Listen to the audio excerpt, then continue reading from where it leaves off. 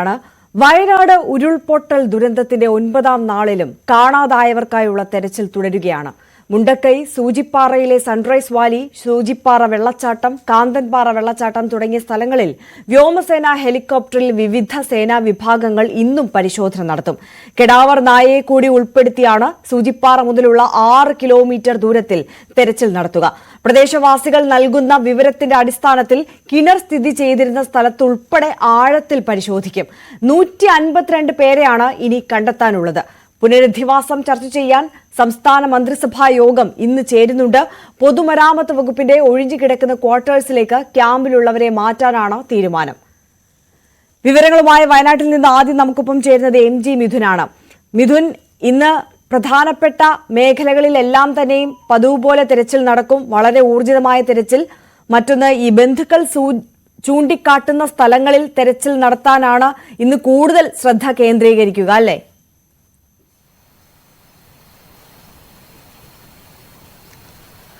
ഞാനിപ്പോൾ നിൽക്കുന്നത് പുഞ്ചിരിമട്ടത്താണ്. പുഞ്ചിരിമട്ടം എന്ന് പറയുമ്പോൾ തന്നെ ഈ ഒരു ദുരന്തം ഉണ്ടായതിന്റെ പ്രഭവ കേന്ദ്രത്തിലാണ് നമ്മളിപ്പോൾ ഉള്ളത്. ഇവിടെ നിന്നാണ് ആദ്യത്തെ ഉരുൾപൊട്ടലുണ്ടാകുന്നത്. അതിനുശേഷം രണ്ടാമത്തെ ഭീകരമായിട്ടുള്ള അതിഭയാനകമായിട്ടുള്ള സൗണ്ടോടുകൂടി രണ്ടാമത്തെ ഉരുൾപൊട്ടലിലൂടെയാണ് ഈ ഒരു വീടുകളെല്ലാം ഒലിച്ചുപോവുകയും ചെയ്തത്. ഈ ഭാഗത്ത് നിരവധി വീടുകളുണ്ട്. ഈ ഒരു ദുരന്തം അഫക്റ്റ് ചെയ്യാത്ത നിരവധി വീടുകൾ തൊട്ട് സൈഡുകളിലൊക്കെ ഉണ്ട്.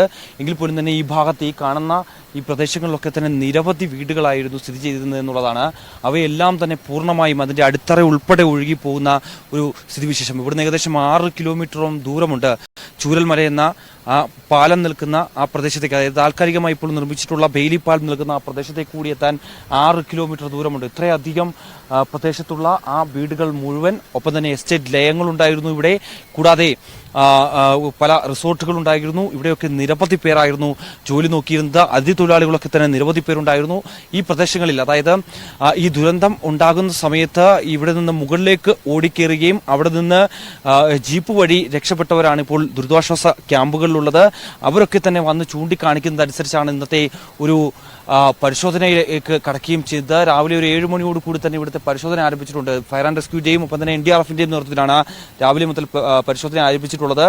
സേനാവിഭാഗങ്ങൾ മുണ്ടക്കൈ പ്രദേശത്താണുള്ളത്. മുണ്ടക്കൈയിൽ ചില ഹോട്ട്സ്പോട്ടുകൾ കണ്ടെത്തിയിട്ടുണ്ടായിരുന്നു. ആ ഭാഗത്താണ് തെരച്ചിൽ നടത്തുന്നത്. കാരണം ഈ ഭാഗത്തേക്ക് വരുമ്പോൾ ഇവിടെ നിന്ന് അന്ന് ഈ സമയത്ത് വീടുകളിൽ ഉണ്ടായിരുന്നവർ, അതായത് പലർക്കും ഇതുവരെയും ഈ ഒരു ദുരന്തത്തിൽ നിന്ന് ഇതുവരെയും ഒന്ന് യാഥാർത്ഥ്യം ഉൾക്കൊണ്ട് പുറത്തേക്ക് വരാൻ സാധിച്ചിട്ടില്ല.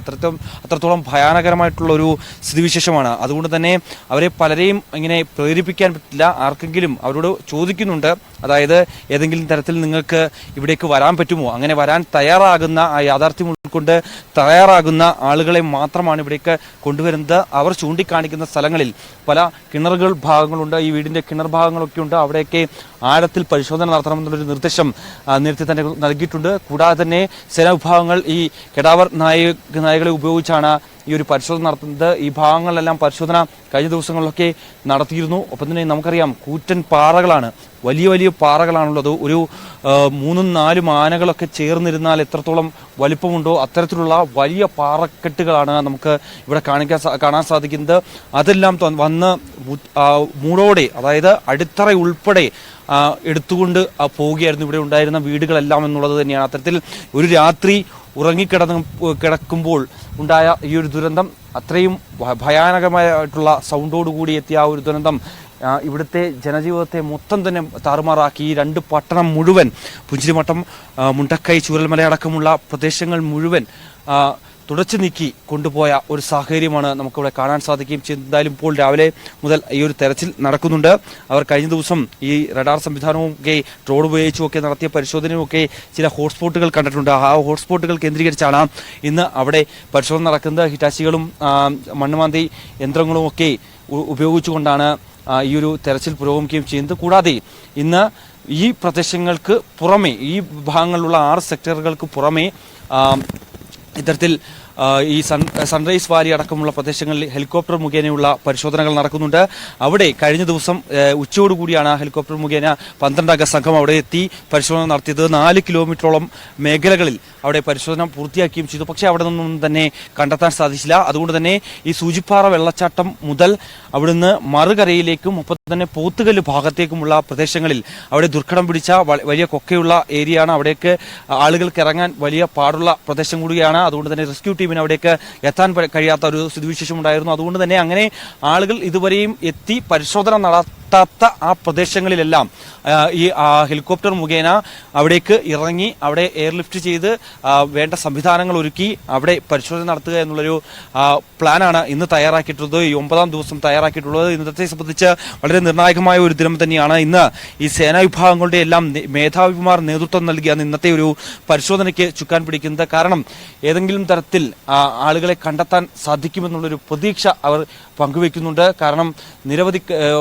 ഈ ഭാഗങ്ങളിൽ നിന്നൊക്കെ തന്നെ കഴിഞ്ഞ ദിവസങ്ങളിൽ നടത്തിയ, അതായത് ഇന്നലെ ഒഴിച്ച് അതിനു മുമ്പത്തെ ദിവസങ്ങളിലെല്ലാം തന്നെ ഈ ഭാഗങ്ങളിൽ നിന്നൊക്കെ മൃതദേഹങ്ങളും ശരീരഭാഗങ്ങളും ഒക്കെ കണ്ടെത്തിയിരുന്നു. അതുകൊണ്ട് തന്നെ കൂടുതൽ പേരിലേക്ക് ഇനി പറയുന്ന കണക്കുകൾ പ്രകാരം 152ഓളം പേരെ, ഇനി സർക്കാരിന്റെ കണക്ക് പ്രകാരം 152ഓളം പേരെ ഇനി കണ്ടെത്താനുണ്ട് എന്നാണ് പറയുന്നത്. അത് സർക്കാരിന്റെ കണക്കാണ്. പക്ഷേ അനൌദ്യോഗിക കണക്ക് അതിലും ഭീകരമാണ്, ഭയപ്പെടുത്തുന്നതാണ്. ഇവിടുത്തെ പ്രദേശവാസികൾ നമ്മോട് പങ്കുവച്ചതനുസരിച്ച് നിരവധി പേരുണ്ടായിരുന്നു. ഈ കണക്ക് മാത്രമല്ല, ഇതിനു മുകളിലേക്ക് ആളുകളെ കാണാനുണ്ട്.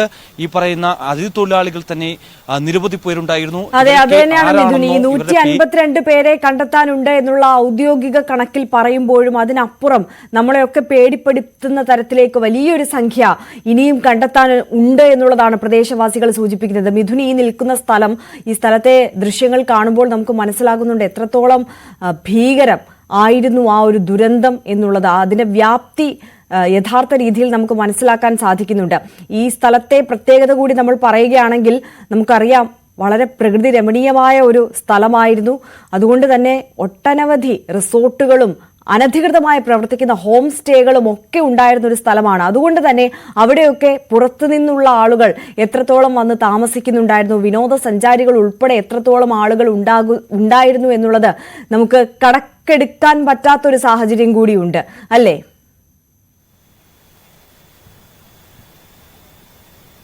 തീർച്ചയായും ആര്യ സൂചിപ്പിച്ച പോലെ തന്നെ, കാരണം ഇവിടെ ലൈസൻസ് ഇല്ലാത്ത അനധികൃതമായി പ്രവർത്തിക്കുന്ന നിരവധി ഹോം സ്റ്റേകൾ ഉണ്ടായിരുന്നു, പല റിസോർട്ടുകളും ഉണ്ടായിരുന്നു. പക്ഷേ 29ാം തീയതി വൈകിട്ട് തന്നെ ജില്ലാ കളക്ടർ ഉത്തരവിട്ടിരുന്നു, വിനോദസഞ്ചാരികൾക്ക് ഇവിടേക്ക് പ്രവേശനം അനുവദിക്കരുത്, ഇനിയുള്ള 4 ദിവസത്തേക്ക് വിനോദസഞ്ചാരികൾ ഇവിടേക്ക് വരരുത് എന്നടക്കമുള്ള കൃത്യമായ നിർദ്ദേശം ജില്ലാ ഭരണകൂടത്തിന്റെ ഭാഗത്തുനിന്നും ഉണ്ടായിരുന്നു. പക്ഷേ അനധികൃതമായി നിരവധി പേർ ഇവിടേക്ക് എത്തിയിട്ടുണ്ട് എന്നുള്ളതാണ് നമുക്ക് പിന്നീട് അറിയാൻ സാധിക്കുകയും ചെയ്തത്. അതായത് കർണാടക സ്വദേശികളുടെയൊക്കെ മരണവിവരം നമ്മൾ വളരെ വേദനയോടെയാണ് കാണുകയും ചെയ്ത് അവരുടെ മൃതദേഹം പിന്നീട് ലഭിക്കുന്നതും ഒക്കെ നമ്മൾ കാണുകയും ചെയ്തു. അത്തരത്തിൽ ആ എസ്റ്റേറ്റ് ലേയങ്ങളിലും ഒപ്പം തന്നെ ഈ ഒരു ഹോം സ്റ്റേകളിലും ഈ പറയുന്ന റിസോർട്ടുകളിലും ഒക്കെ നിരവധി ഈ അതിഥി തൊഴിലാളികൾ ജോലി ചെയ്തിരുന്നു. മറ്റ് ജില്ലകളിൽ നിന്നെത്തിയ തൊഴിലാളികൾ ഉണ്ടായിരുന്നു, അവരൊക്കെ ഇവിടെ ജോലി ചെയ്യുന്നുണ്ടായിരുന്നു. പക്ഷേ ഈ അതിഥി തൊഴിലാളികളെ സംബന്ധിച്ചുള്ള യാതൊരുവിധ രേഖകളും സർക്കാരിന്റെ പക്കലില്ല എന്നുള്ളതാണ്. അവരാരൊക്കെയാണ്, അവരെത്രത്തോളം പേരുണ്ടായിരുന്നു, അവരുടെ പേര് വിവരങ്ങളോ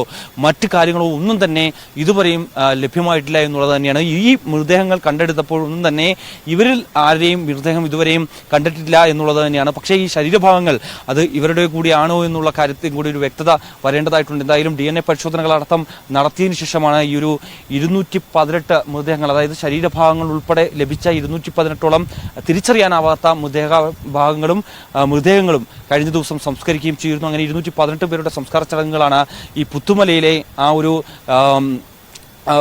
ഭാഗത്ത് ഹാരിസൺ പ്ലാന്റേഷൻ നൽകിയ ആ ഒരു ഭൂമിയിൽ 65 സെന്റ് ഭൂമിയിലാണ് ഇവർക്ക് എല്ലാവർക്കും ഒരുമിച്ച് അന്തി ഉറങ്ങുന്നതിന് വേണ്ടി സ്ഥലമൊരുക്കിയത്. അവിടെ കബറടം ഉറക്കുകയും ചെയ്തത്.